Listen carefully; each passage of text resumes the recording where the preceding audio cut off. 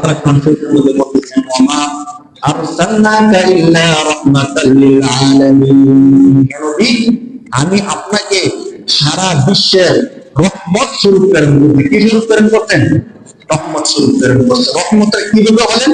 আল্লাহ রাসূল সাল্লাল্লাহু আলাইহি ওয়াসাল্লাম হাদিসের মধ্যে বলেন যে দেখো প্রত্যেক যুগে যুগে যে নবীরা আসছে আল্লাহ পাক রব্বুল আলামিন প্রত্যেক নবীকে একটা সুযোগ দিয়েছিলেন দোয়া করার জন্য, যে আপনাকে একটা সুযোগ দিলাম, আপনি আমার কাছে একটা দোয়া করেন, এই দোয়াটা আমি সাথে সাথে কবুল করে ফেলব।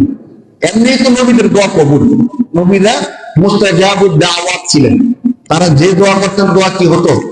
আগে হোক পরে হোক আস্তে আস্তে হোক কবুল হতো।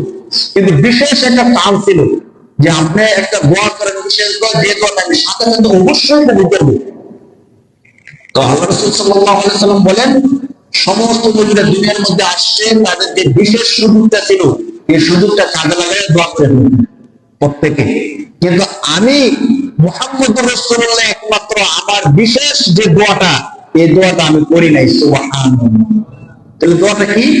এই দোয়াটা আমি বাকি রাখছি হাশরের ময়দানে আমার গুনাহগার উম্মতের জন্য আমি এই দোয়াটা রেখে দিয়েছি। সুবহানাল্লাহ। দুনিয়ার মধ্যে আমাদেরকে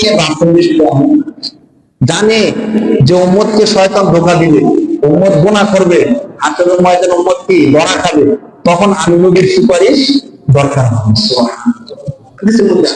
রাসূল বলেন যে একমাত্র আমি আমার দোয়াটা রেখে দিয়েছি শাফাআতুল উম্মতি, আমার উম্মতের শাফাআতের সুপারিশের জন্য।